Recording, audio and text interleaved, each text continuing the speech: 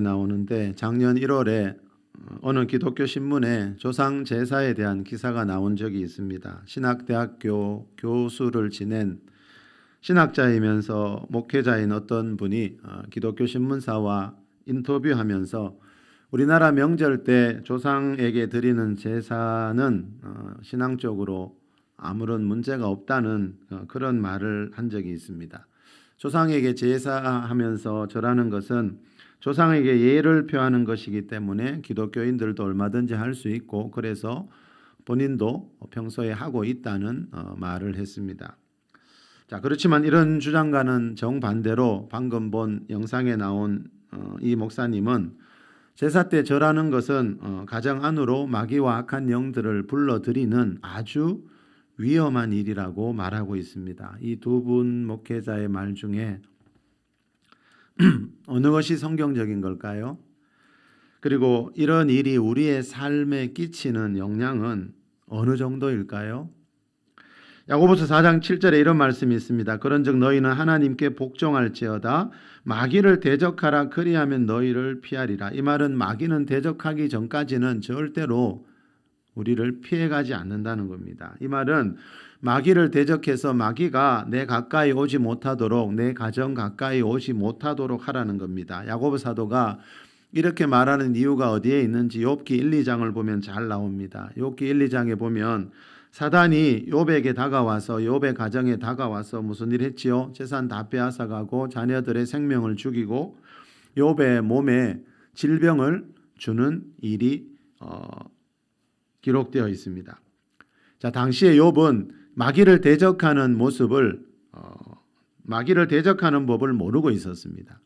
욥이 만약에 이 말씀처럼 마귀를 대적하는 법을 알았더라면, 마귀를 대적해서 쫓아내는 법을 알았더라면 그런 고난을 당하지 않았을 겁니다. 성경이 말하는 것 중에 하나가 이겁니다, 여러분. 이 세상에서 일어나는 모든 불행한 일들의 배후에는 영적인 원인이 있다는 겁니다. 자, 성경은 분명히 말씀하고 있습니다. 인간의 생사하복의 그 배후에는 어떤 원인이 있다는 것을 성경은 강조하고 또 강조합니다. 다시 말하면 내 가정의 행복을 지키기 위해서는 그 어떤 일보다도 이 마귀를 대적하는 법을 알아야 된다는 겁니다. 이 마귀와 악한 영들은 요한복음 10장 10절 말씀처럼 도둑질하고 죽이고 멸망시키는 일밖에 하지 못하기 때문에 마귀를 대적하는 법을 알지 못하면 이 세상 살면서 도둑질 당하고 죽임 당하고 멸망당하는 일을 피할 길이 없다는 겁니다. 이게 이 세상에 흐르고 있는 인간의 생사하복의 법칙입니다. 자, 한마디로 마귀는 하나님으로부터 오는 모든 복을 빼앗아가는 도둑입니다. 고린도전서 2장 9절에 보면 하나님이 자기를 사랑하는 자들을 위해 예비하신 모든 것이 있다 그랬습니다. 모든 것이라는 말은 많이 있다는 뜻입니다. 하나님이 우리를 하나님의 자녀로 부르실 때 준비해 놓은 모든 은혜와 축복들이 있다는 겁니다. 자, 바울은 모든 그랬습니다. 여러분, 자녀들의 필요를 채워주지 않는 부모가 없듯이, 그지요? 하나님도 우리를 자녀로 부르실 때 우리에게 주시려고 예비해 놓으신 모든 은혜와 축복들, 다시 말하면 성경에서 말하는 영혼육의 3중 축복이 있다는 겁니다. 야고보서 1장 17절 표현대로 하면 온갖 좋은 은사와 온전한 선물이 다 위로부터 빛들의 아버지께로부터 내려오고 있는데 문제는 뭡니까? 그 내려오는 것들을 중간에 마귀가 도둑질해 간다는 겁니다. 그래서 하나님을 믿고 있는데 받은 복이 없다면 도둑 맞아서 그렇습니다. 하나님이 주시지 않는 게 아니라는 거죠. 자기 자녀에게 뭔가를 주지 않는 부모가 없듯이 여러분, 하나님도 우리를 부르실 때 우리를 위해 예비하신 모든 것이 있다고 성경은 분명히 말씀하고 있습니다. 자, 그래서 여러분, 마귀를 대적하는 법을 알고 있어야 하는데, 안타깝게도 이상하게도 요즘은요, 교회 안에서조차 마귀와 귀신들에 대한 이야기를 잘하지 않습니다. 오히려 세상 사람들이, 그죠? 더 많이 하는 그런 경향이 있더라고요. 얼마나 하지 않으면 순복음 신학교 교수인 김신호 목사님이 쓴 책 제목이 뭔가 하면요, 오늘날에도 귀신이 있나요? 입니다. 이 목사님이 책을 쓰면서 제목을 뭐라고 했다고요? 오늘날에도 귀신이 있나요? 하고 물음표를 달아놨습니다. 하도 교회에서 귀신 이야기를 안 하니까 있다는 뜻이지요. 있다는 뜻인데 있는데 교회에서 하도 귀신 이야기를 안 하니까 이 목사님이 답답해서 이런 책을 쓰신 겁니다. 자, 성경에도 나오고 있고 여러분 우리 주위에도 보면은요. 하나님 믿지 않지만 돈 많이 벌고 세상에서 성공하는 사람들 많이 있습니다. 하나님 없이도 여러분 세상에서 얼마든지 성공할 수 있습니다. 그런데 그것이 전부가 아니고 시편 127편 1절에 보면 이런 말씀이 나옵니다. 여호와께서 집을 세우지 아니하시면 세우는 자의 수고가 헛되며, 자, 이 말은 하나님 없이도 세상에서 잘 나갈 수 있는데 그런데 어느 날 모든 것이 헛될 수가 있다는 겁니다. 모든 것이 헛수고가 될 수 있다는 거죠.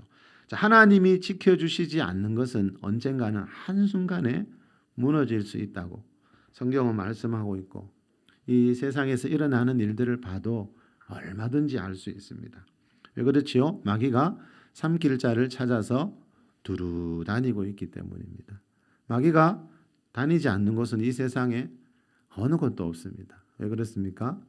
이 세상의 신이 마귀이기 때문입니다. 우리는 지금 마귀의 본부 안에서 살아가고 있기 때문입니다.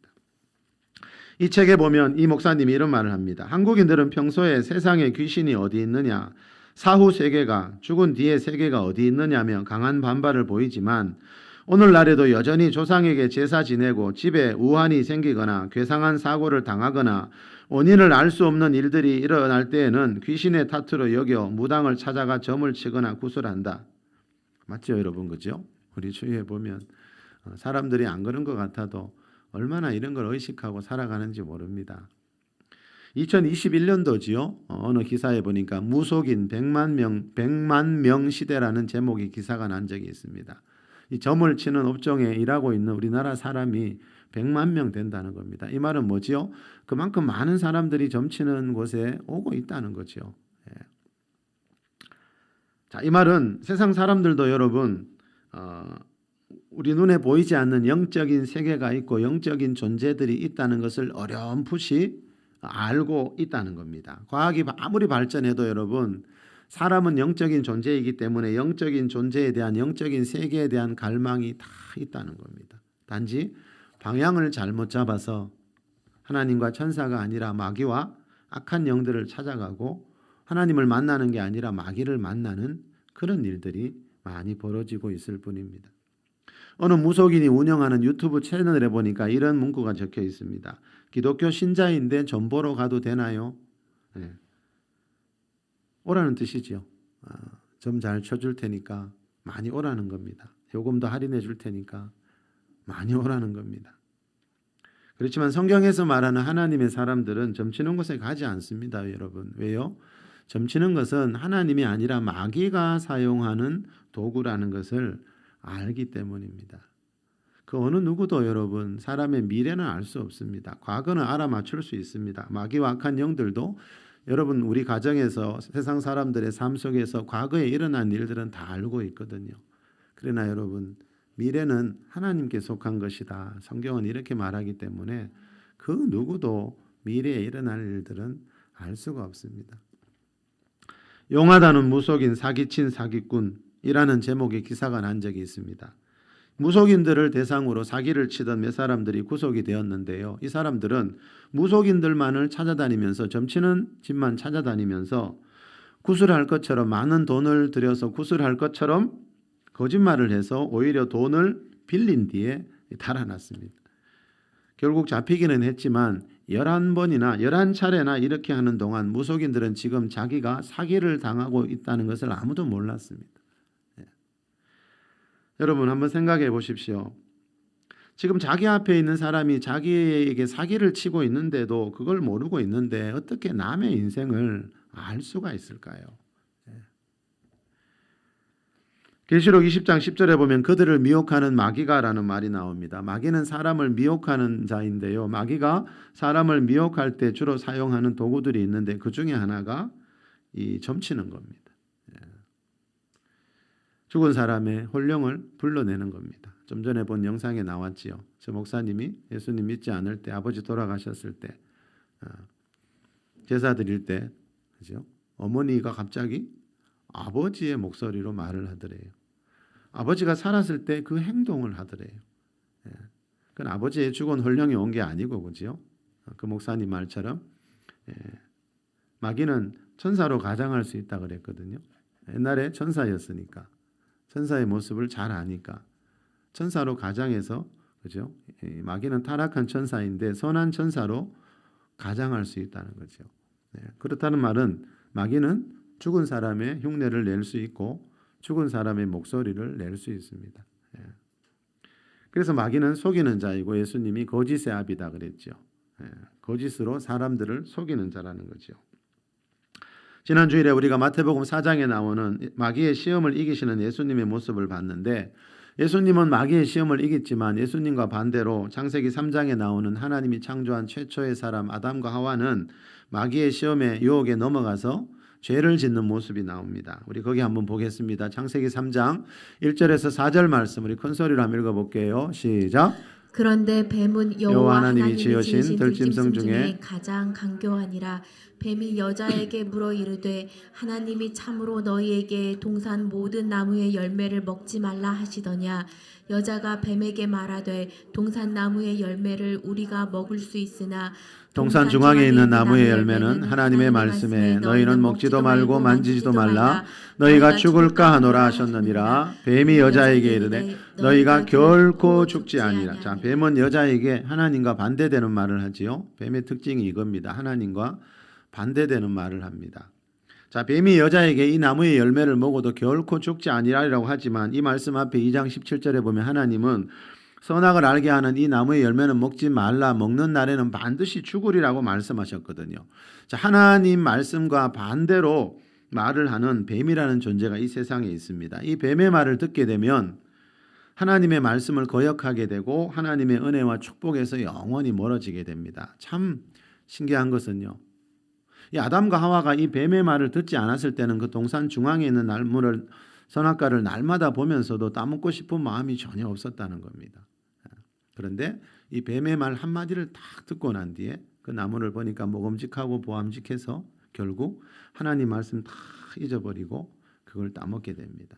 그래서 여러분, 사람은 평소에 무슨 말을 듣고 사느냐가 굉장히 중요합니다. 어떤 말을 듣게 되면 여러분, 하나님의 은혜가 완전히 사라지는 그런 일들이 있습니다. 그래서 아무 말이나 여러분 가슴에 담아두면 안 되고요. 예, 듣는 거는 어쩔 수 없지만 여러분, 그것을 내 마음에 담고 버리는 거는 내가 얼마든지 내 자유의지로 결정할 수 있거든요. 자, 아담과 하와가 이 뱀의 말을 듣고 하나님이 먹지 말라고 한 이 선악과를 먹은 뒤부터 인류의 역사가 완전히 변하게 됩니다. 사람의 영혼력에 엄청난 변화가 일어났다 그랬죠. 한마디로 이전에 없던 이 죄라는 성품이 생기게 됩니다. 자, 이 하나님 말씀을 거역하는 그 순간에 이전에 없던 죄라는 성품이 아담과 하와 안에 자리 잡게 됩니다. 그래서 그때부터 사람에게 가장 중요한 문제는 먹고 사는 게 아니고 죄에서 구원을 받는 겁니다. 죄에서 구원을 받아야 하나님과의 관계가 다시 회복되기 때문입니다. 죄에서 구원을 받아야 하나님과의 관계가 회복되고 하나님과의 관계가 회복되어야 창조주 하나님으로부터 오는 은혜와 축복을 내가 누릴 수 있기 때문입니다. 마태복음 1장 21절에 보면 아들을 낳으리니 이름을 예수라 하라. 이는 그가 자기 백성을 그들의 죄에서 구원할 자이심이라 그랬죠. 죄에서의 구원이란 말이 나오는데 예수님을 하나님의 아들로 믿을 때 가장 먼저 받는 구원이 죄에서의 구원입니다. 다른 구원들은 성경에 보면 구원의 의미가 여러 가지가 있다 그랬죠. 다른 구원들은 죄에서의 구원을 받은 사람들에게 그 이후에 주시는 구원이라 그랬죠. 자, 죄에서 구원받아야 하는 이유는 사람은 최초의 사람 아담이 물려준 죄성을 가진 채 죄인으로 태어나고 있기 때문입니다. 다시 말하면 하나님의 은혜로부터 멀어진 채 하나님과 관계가 끊어진 채로 태어나고 있기 때문에 죄에서의 구원이 가장 시급하고 중요한 문제라는 겁니다. 이 죄인으로 태어나서 이 죄에서 구원받지 못하면, 자, 죄인으로 태어나서 죄의 문제를 해결하지 못하고 죽으면 죄인들이 들어가는 지옥에서 영원한 벌을 받아야 하는 것이 이 영적인 세계의 법칙입니다. 우리 창세기 1장 27절 28절 말씀 같이 읽겠습니다. 하나님이 시작.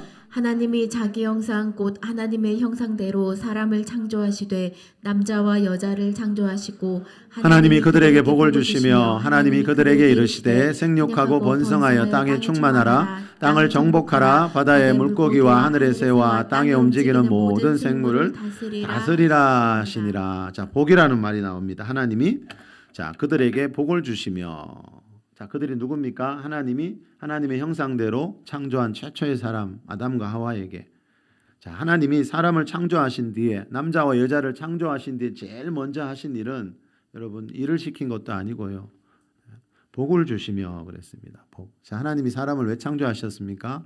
하나님의 복을 주시기 위해 창조하셨다는 겁니다. 이 말은 사람은 하나님의 복이 없이는 절대로 살아갈 수 없는 존재라는 거죠. 예. 자, 사람은 하나님이 창조한 피조물이기 때문에 하나님의 복을 받아야 가장 이상적이고 행복한 삶을 살아갈 수 있다라는 겁니다. 경찰청이 매년 발표하는 게 하나 있는데요. 우리나라 범죄 발생 및 검거 현황을 발표합니다. 매년. 지난 2021년 재작년 기준을 보니까 우리나라에서 한 해 동안 일어난 범죄가 몇 건인지 아세요? 142건이 아니고요. 142만 건입니다. 매년 1년 동안. 그나마 그 해에는 다른 해보다 많이 줄었는데 이 정도였습니다. 예. 우리나라는 세계에서 대학 진학률이 가장 높은 나라라는 거 아십니까? 전 세계에서 여러분 대학 진학률이 가장 높은 나라가 우리나라입니다. 자, 그럼에도 불구하고 왜 이렇게 범죄가 많은 걸까요? 학력으로는 재력으로는 세상의 어떤 것으로도 우리 인간 안에 있는 죄성을 다룰 수 없다는 겁니다. 예. 자, 이렇게 고학력 사이에 이렇게 과학이 발달한 시대에 이렇게 좋은 세상을 살아가는데 여러분 왜 이렇게 범죄가 많을까요? 그 근본 원인은 창조주 하나님과의 관계가 끊어져 있기 때문입니다. 하나님으로부터 오는 은혜와 축복을 받지 못하고 있기 때문입니다. 자, 하나님과의 관계가 끊어진 채 죄성을 가진 죄인으로 죄의 종으로 죄를 이길 수 없는 종으로 살아가고 있기 때문입니다. 여러분 물고기가 물을 떠나서 살 수 없듯이 그죠? 사람은 하나님이 창조한 피조물이기 때문에 하나님의 복을 받아야만이 우리 영혼 육이 건강하게 살아갈 수 있다는 거죠. 아담과 하와가 처음에 에덴 동산에 살 때는요. 영혼 육에 아무 문제가 없었지요. 자, 에덴은 기쁨이라는 뜻입니다, 여러분.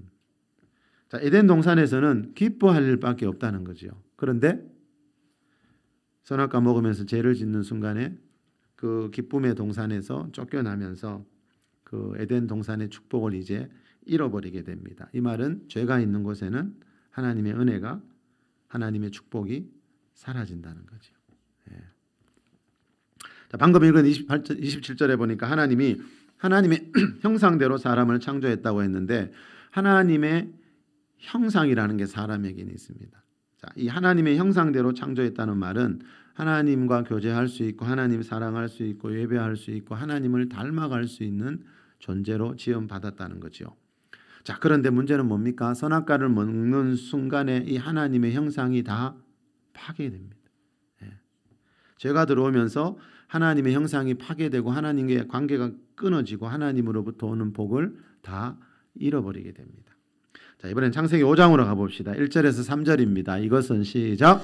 이것은 아담의 계보를 적은 책이니라. 하나님이 사람을 창조하실 때에 하나님의 모양대로 지으시되 남자와 여자를 창조하셨고 그들이 창조되던 날에 하나님이 그들에게 복을 주시고 그들의 이름을 사람이라 일컬으셨더라.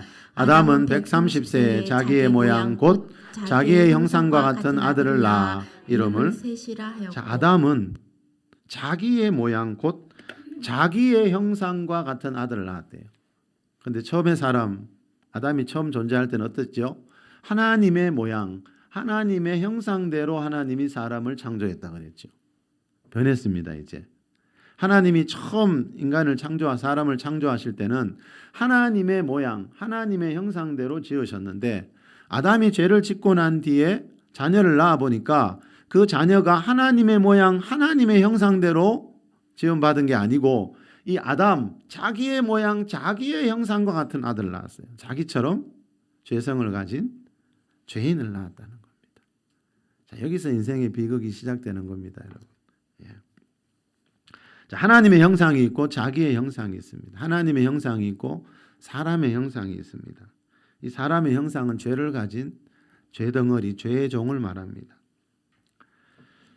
자, 1절에도 나오죠. 하나님이 사람을 창조하실 때, 처음에 사람을 창조하실 때 하나님의 모양대로, 즉 1장에 나오는 표현대로 하면 하나님의 형상대로 지었지만 아담이 범죄한 이후에 아담의 후손으로 태어나는 이 세상 모든 사람들은 하나님의 형상이 아니라 아담의 죄성을 물려받은 아담의 모양, 아담의 형상으로 태어나고 있다는 겁니다. 자, 그런데 하나님이 아담과 하와가 죄를 지어 타락하면서 하나님의 형상을 잃어버렸지만 이때 하나님이 그래도 자기가 만든 피조물을 긍휼히 여기셔서 이 하나님의 형상을 다시 회복할 수 있는 한 가지 길을 마련해 주셨는데 그게 뭔가 하면 여자의 몸에서 태어나게 될 하나님의 아들 예수 그리스도입니다. 자, 우리 창세기 3장으로 가볼게요. 12절에서 15절입니다. 아담이 이르되 시작. 아담이 이르되 하나님이 주셔서 나와 함께 있게 하신 여자 그가 그 나무 열매를 내게 주므로 내가 먹었나이다. 여호와 하나님이 여자에게 이르시되 내가 어찌하여 이렇게 하였느냐. 여자가 이르되 뱀이 나를 꿰므로 내가 먹었나이다. 여호와 하나님이 뱀에게 이르시되 네가 이렇게 하였으니 네가 모든 가축과 들의 모든 짐승보다 더욱 저주를 받아 배로 다니고 살아있는 동안 흙을 먹을지니라. 내가 너로 여자와 원수가 되게 하고 네 후손도 여자의 후손과 원수가 되게 하리니 여자의 후손은 네 머리를 상하게 할 것이요 너는 그의 발꿈치를 상하게 할 것이니라 하시고. 자, 15절에 보니까 여자의 후손이라는 말이 나옵니다. 성탄절에 마리아의 몸에서 태어나게 될 하나님의 아들 예수님을 말합니다. 자, 이 15절 말씀을 성경에 나오는 예수님에 대한 최초의 예언이라서 최초의 복음 혹은 원시 복음 이렇게 부르고 있습니다. 자, 내가 너로 여자와 원수가 되게 하고 네 후손도 여자의 후손과 원수가 되게 하리니. 여기서 말하는 너가 누구지요? 여기서 말하는 너는 누굽니까? 바로 앞절에 보면 하나님이 지금 뱀에게 말씀하고 있지요. 여기서 15절에서 말하는 너는 뱀이 14절에 나온 뱀입니다. 그렇죠? 하나님이 지금 하와를 미혹해서 아담과 하와를 미혹해서 이 선악과를 먹게 했던 뱀에게 말씀하시고 있는데 이 뱀이 뭐지요? 계시록 12장 9절에 보면 옛뱀 곧 마귀요 사탄이라고 그랬죠. 예. 이 뱀은 귀신의 우두머리인 마귀를 말합니다.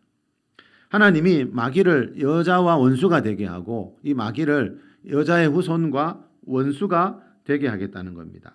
자, 이 말은 여기서 말하는 여자는 성령의 능력으로 성령으로 예수님을 잉태하게 될 마리아를 말하고 여자의 후손은 마리아의 몸에서 태어난 예수님을 말하고 있습니다. 자, 지난 주일에 마태복음 4장에 나오는 마귀의 시험을 이기시는 예수님의 모습을 봤잖아요. 자, 방금 뭐라 그랬죠? 너는 그의 발꿈치를, 이 뱀 마귀는 그 여자의 후손으로 오실 예수님의 발꿈치를 상하게 할 거라 그랬죠. 그런데 발꿈치는 여러분, 그죠? 조금 상해도 우리 몸에 별 이상이 없습니다. 그죠?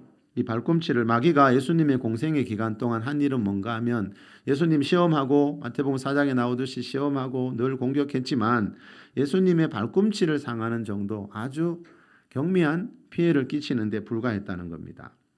자, 여자의 후손으로 오실, 그런데 이 예수님이 방금 뭐라 그랬죠? 그 여자의 후손으로 오실 예수님은 네 머리를 상하게 할 거다 그랬죠. 여러분, 발꿈치가 상하는 거하고 머리가 상하는 거하고는 엄청난 차이입니다. 그죠? 자, 머리가 상한다는 말은 뭡니까? 이 여자의 후손인 예수님이 마귀의 머리를 상하게 한다는 것은 이 마귀에게 결정적인 타격을 입히게 된다는 거죠. 자, 이 말은 마귀는 절대로 예수님을 이길 수 없는 존재다라는 것을 미리 말씀하고 있습니다. 이 말은 마귀는 예수님을 믿는 그리스도인들이 예수 이름으로 선포하면 절대로 이길 수 없는 존재다라는 것을 창세기부터 미리 가르쳐주고 있습니다. 마귀는 지금 이 세상에서 신노릇하고 있지만 마귀의 상태가 지금 어떻다고요?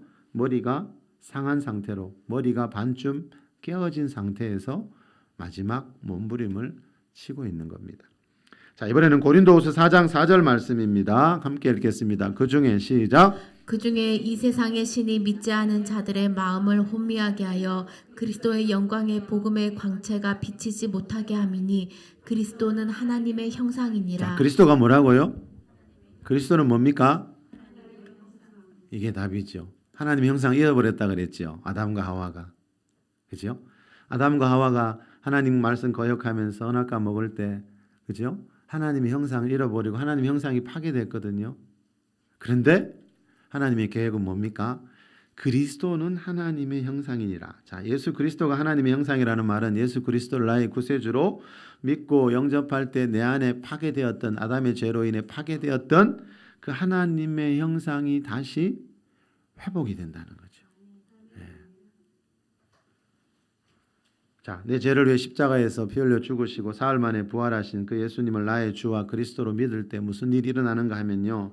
그 아담이 물려준 죄성 때문에 파괴된 채로 그저 흔적만 남아 있었는데 그 파괴된 하나님의 형상이 회복되면서 이제 하나님과의 관계가 창조 때처럼 하나님 아버지와 자녀의 관계로 회복이 된다는 거죠.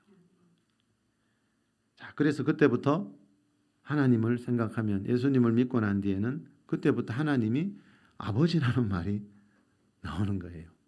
성경에 나오죠. 내 영혼의 아버지.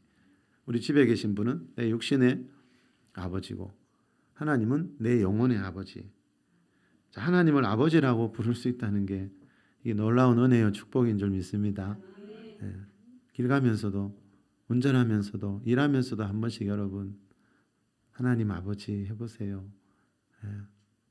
여러분이 길에서 혹시 저 만날 때 10번을 만나서 10번을 부르면 저는 10번을 다 쳐다봅니다. 무슨 말인지 아세요? 하나님은 저보다 훨씬 더 인격적인 분이에요. 우리가 느끼지 못하고 다 몰라서 그렇지 하나님 아버지라고 부르면 그분은 반드시 우리를 쳐다보십니다.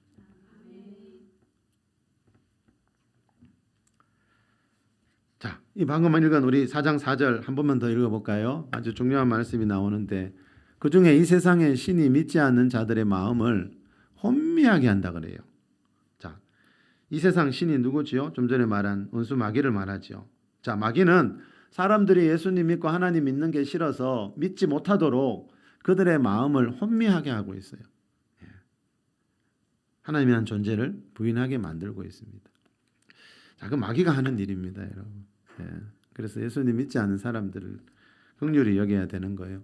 우리도 옛날에 몰랐잖아요. 우리도 모르고 안 믿었잖아요. 그래서 그분들을 긍휼히 여겨야죠. 그분들 그렇게 지금 하나님을 부정하고 있는 이유는 마귀가 그 사람들의 마음을 혼미하게 하고 있기 때문에 하나님 그런 거 없다. 혼미케 하고 있기 때문에 믿지 않는다는 거죠. 자, 에베소서 2장 2절에 보니까요. 그때 너희는 예수님 믿기 전에 너희는 공중의 권세 잡은 자 마귀를 따라서 살았대요. 여러분 예수님 믿지 않을 때는요. 누구나 이 세상의 신인 마귀를 따라 살면서 마귀의 종로를 타면서 그 죄 속에서 살아가고 있다는 겁니다. 자, 아담의 죄성을 물려받은 채 태어난 사람들은요. 그 안에 하나님의 형상이 파괴되어 있기 때문에 하나님을 알지 못하고 하나님과의 관계가 끊어져 있다 그랬죠. 그러면 남은 게 뭡니까? 이 세상 신인 마귀를 따라서 마귀와 함께 오늘 본문에 의하면 식탁에 참여하면서 마귀의 식탁에 참여하면서 마귀와 교제하면서 살아가고 있습니다. 자, 오늘 본문에 마귀가 차려준 식탁에서 마귀와 함께 먹고 마시면서 마귀와 교제하는 자들의 이야기가 나오고 있습니다.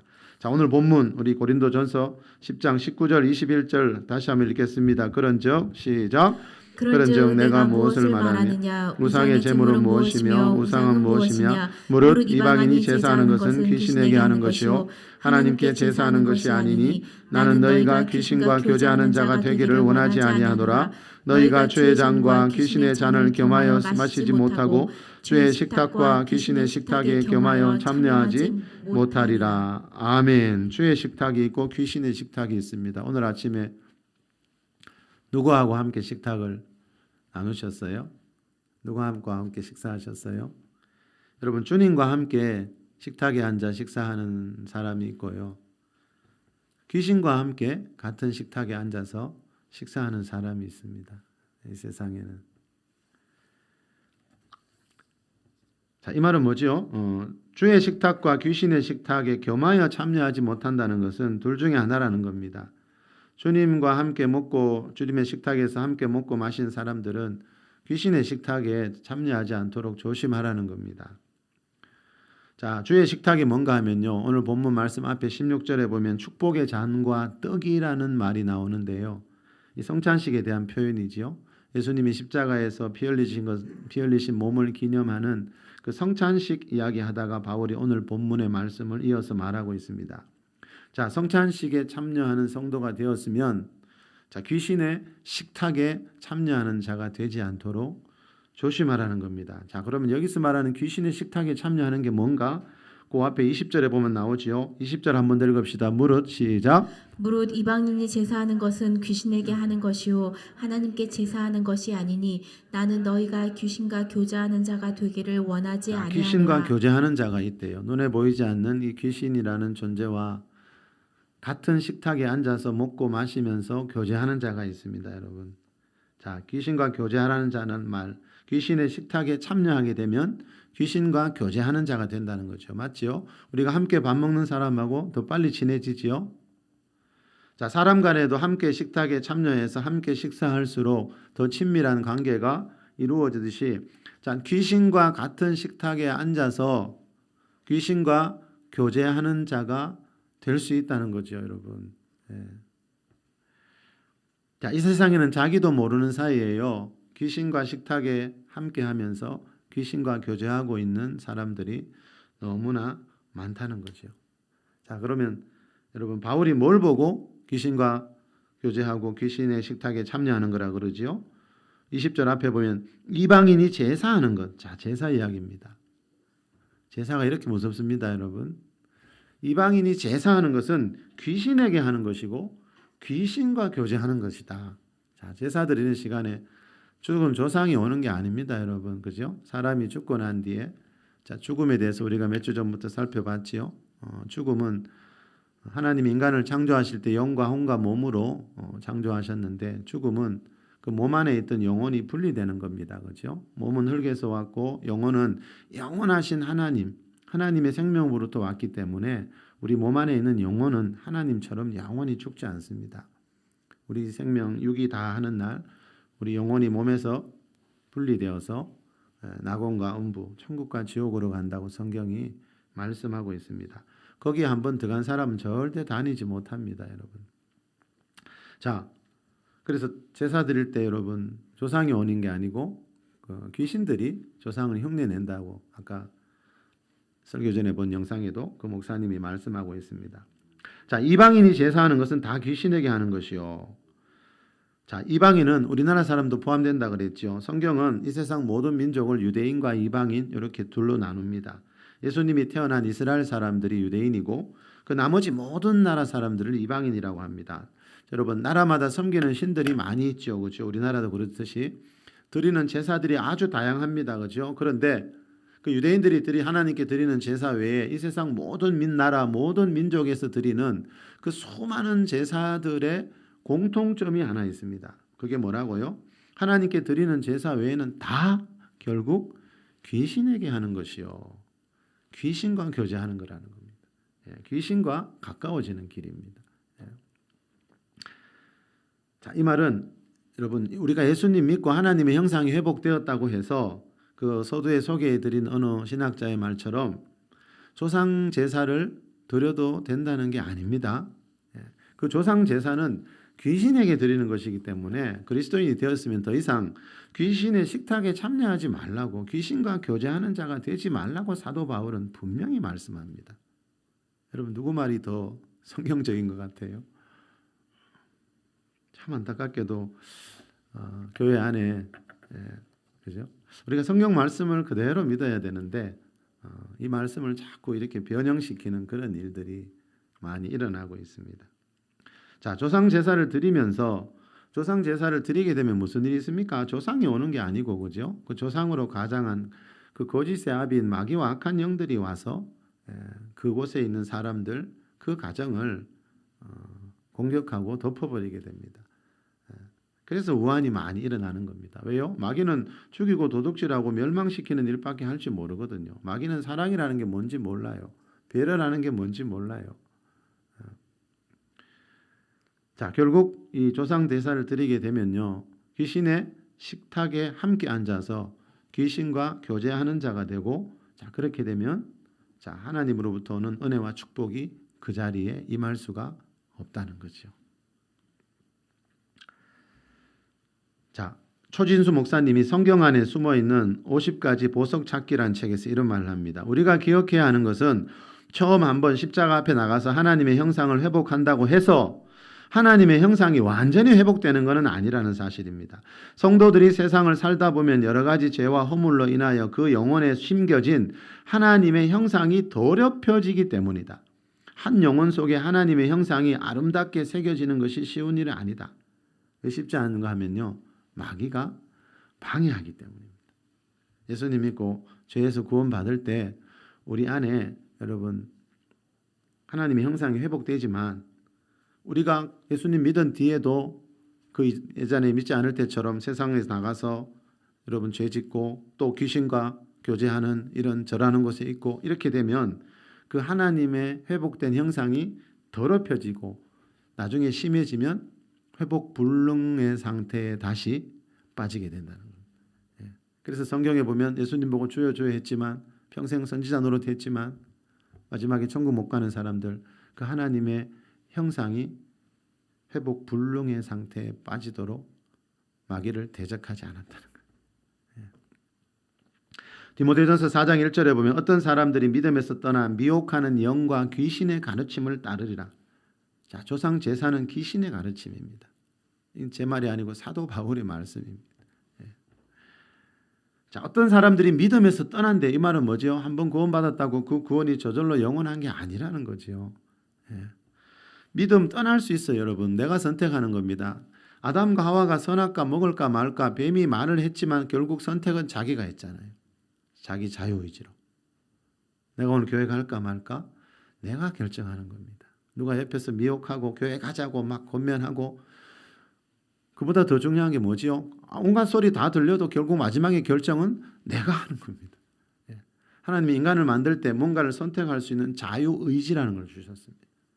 그래서 하나님이 우리 인생의 마지막 날 이 자유의지에 대한 우리가 선택하며 살아온 것에 대한 결과를 물으시는 겁니다.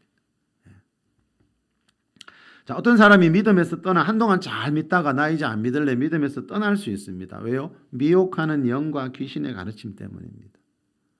마귀는 귀신들은 믿는 사람들을 다 미혹합니다. 그래서 지난주 믿음 다르고 이번 주 믿음 다른 겁니다. 그래서 작년까지 잘 믿은 사람들이 원래 보면 다른 길로 가고 있는 거예요.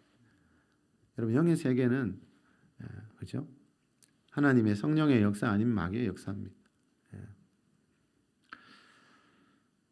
자, 한동안 잘 믿던 사람들이 믿음을 떠나고 믿음에서 잃어버린 일들이 얼마나 많습니까? 여러분 요즘 그죠? 가난한 성도들 또 한동안 믿다가 아예 난 예수님 안 믿는다는 사람들. 가난한 성도들은 그나마 교회는 안 오지만 나는 예수님 믿고 있다고 하는 사람이 많거든요. 자, 여러분 그 모든 배후에는 결국 이 미혹의 영들이 있습니다. 믿음에서 떠나고 하나님의 집을 떠나는 것은 미혹의 영들 때문입니다. 자, 그래서 여러분 내가 예수님 믿고 하나님의 형상 회복된 뒤에 그 형상을 계속 발전시켜 나가기 위해서는 예수님이 마귀의 시험을 이기실 때 지난주에 사용하신 방법 제가 꼭 기억하라 그랬죠. 사단아 물러가라 기록되었으되 이 방법을 우리도 사용해야 됩니다. 이걸로 마귀를 대적하는 삶을 살아야 한다는 거죠. 에베소서 6장에 보면 바울이 마귀의 관계를 대적하기 위하여 하나님의 전신갑주를 입으라는 말을 하면서 성령의 검 곧 하나님의 말씀을 가지라. 우리가 반드시 가지고 있어야 될 것은 여러분 하나님의 말씀이라는 거죠. 이게 검이래요. 성령께서 사용하는 검이래요. 여러분 전쟁터에 나간 군인이 무기가 없어 봐요. 전쟁 끝난 거잖아요. 그리스도인이지만 교회 다니지만 그 사람 영혼 안에 하나님의 성령의 검인 이 말씀이 없다면 적인 마귀가 볼 때는 너무 쉬운 상대라는 거죠. 자, 예수님이 사단아 물러가라 기록되었으되 사단의 3번의 시험을 기록된 말씀으로 이겼죠. 성령의 검으로 이겼다는 거죠. 자, 여러분, 우리가 하나님 말씀 읽고 배우는 게 이게 어떨 때는 참 재미도 없고 따분한 일 같지만 그게 아니고 여러분, 그 하나님 말씀 읽고 배운 그것 때문에 내 삶이, 내 가정이 안전할 수 있습니다. 마귀의 시험과 공격으로부터. 여러분, 이 세상은 마귀가 다스리는 마귀의 나라입니다. 계시록 때 보셨죠? 예수님 재림하실 때 그리스도의 나라가 세상 나라가 그리스도의 나라가 된대요. 지금은 우리는 세상 나라, 세상의 신인 마귀가 지배하는 마귀의 나라에서 살고 있어요. 그러니까 세상에 일어나는 일 보십시오. 온갖 여러분 끔찍한 일들이 날마다 일어나고 있잖아요. 여러분 그 속에서 어떻게 여러분 안전하게 살아갈 수 있는 자신이 있으세요? 사람의 힘으로는 안 됩니다, 여러분.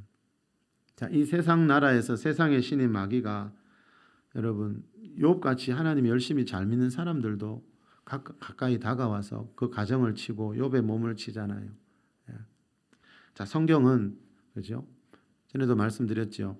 구약 시대보다 신약 시대 백성들이 더 나은 언약, 히브리서에 나오죠. 더 나은 우리는 언약의 시대를 살고 있어요. 구약에는 마귀를 대적하고 마귀를 쫓아내는 일들이 없지요. 예수님이 오시고 난 뒤에 신약 시대에 더해진 축복들 중에 하나가 이겁니다, 여러분. 구약의 성도들 그렇게 믿음이 좋았지만 마귀를 대적하는 게 없었습니다. 그런데 신약 시대에는 모든 그리스도인들에게 예수 이름으로 마귀를 대적할 수 있는 권세와 능력을 다 주셨어요. 욥처럼 당하지 않아도 된다는 거예요. 자, 마귀의 간사한 계략을 꾸며요. 우리 가정 일터로 들여오려고 마귀는 간사한 계략을 꾸며요. 그것을 대적하기 위해서 하나님의 전신갑주를 입어라. 이 마지막에 보니 성령의 검 말씀을 가지라는 거죠. 자, 하나님 말씀을 가지고 있으면 마귀의 간계가 올 때 우리가 그것을 이길 수가 있는데 우리가 말씀이 없으면 교회를 아무리 오래 다녀도 말씀이 없으면 마귀의 간계에 당할 수 있다는 거죠. 자, 예수님이 하나님 말씀으로 마귀의 시험을 이겼듯이 우리도 말씀으로 무장하기만 하면, 그죠? 이 성령의 검을 가지고 있기만 하면 마귀가 시험이 올 때 예수님처럼 얼마든지 이길 수 있다는 거죠. 마귀에게 도둑질 당하지 않아도 되고 죽임 당하지 않아도 되고 멸망 당하지 않아도 된다는 거죠. 마귀는 지금 무슨 상태로 있다고요? 머리가 반쯤 깨어진 상태로 이 세상에 신노릇을 하고 있거든요. 그런 적한테 치면 하나님 마음이 얼마나 아프시겠어요. 자, 하나님 말씀이 내 영혼에 심어지게 되면 무슨 일인가 하면요, 우리 인생에 어떤 어려운 일이 생길 때 있잖아요. 마귀가 주는 시험이 있거든요. 마귀가 예수님 시험하듯이 가정에 그런 시험이 오고 어려운 일이 생길 때 이것이 하나님의 시험인지 마귀의 시험인지 말씀으로 분별하게 됩니다. 어느 것이 주의 식탁인지 귀신의 식탁인지 하나님 말씀이 있으면 그게 분별이 됩니다. 누가 하나님의 사람인지 누가 마귀에게 쓰임 받는 사람인지 여러분 말씀이 분별하게 해줍니다. 자, 우리 마지막으로 요한 3서 1장 2절에서 4절 말씀 읽고 마무리하겠습니다. 사랑하는 자여, 시작. 사랑하는 자여, 내 영혼이 잘됨같이 내가 범사에 잘되고 강건하기를 내가 간구하노라. 형제들이 와서 내게 있는 진리를 증언하되 내가 진리 안에서 행한다 하니 내가 심히 기뻐하노라.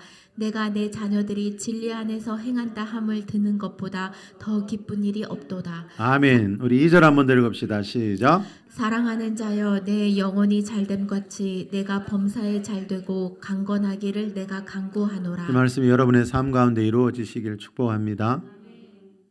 자, 성경에서 하나님이 하나님의 백성 부를 때 하나님이 예배하신 모든 것이 있다 그랬죠. 한마디로 이겁니다, 여러분. 사랑하는 아들아, 딸들아, 네 영혼이 잘된 같이 네가 범사가 잘되고 강건하기를 간구하노라. 자, 이렇게 될 수 있기 때문에 이 사도 요한이 지금 하나님께 간구하고 있지요. 자, 하나님이 우리를 자녀로 부르실 때 우리에게 주시려고 준비해 놓은 것은 영혼이 잘되고 범사가 잘되고 몸도 강건해지는 삶입니다. 영혼이 잘되는 게 가장 먼저입니다. 영혼이 잘 되어야 영혼이 잘된 것처럼 범사도 잘되고 몸도 강건해질 수 있다는 거죠. 그래서 영혼이 잘 되기 위해서 힘을 쓰는 것은 내가 해야 될 일입니다. 예. 말씀을 읽고 묵상하는 것은 내가 해야지 하나님이 그것까지 해주시진 않습니다. 여러분 자녀들 밥 위해서 밥을 차려 놓으면 자녀들이 또 먹어야 되잖아요. 예. 늘 먹여줄 수는 없잖아요. 그래서 여러분 주야로 하나님 말씀을 읽고 묵상하는 게 그게 내 가정의 안전, 내 인생의 행복을 지키는 가장 빠른 길입니다. 자, 그러면 영혼이 잘 되는 길이 그 3, 4절에 보면은 나옵니다. 우리 3, 4절 같이 띄워 주실래요? 자, 3절에 보니까 네가 진리 안에서 행한다 하니 내가 심히 기쁘도다.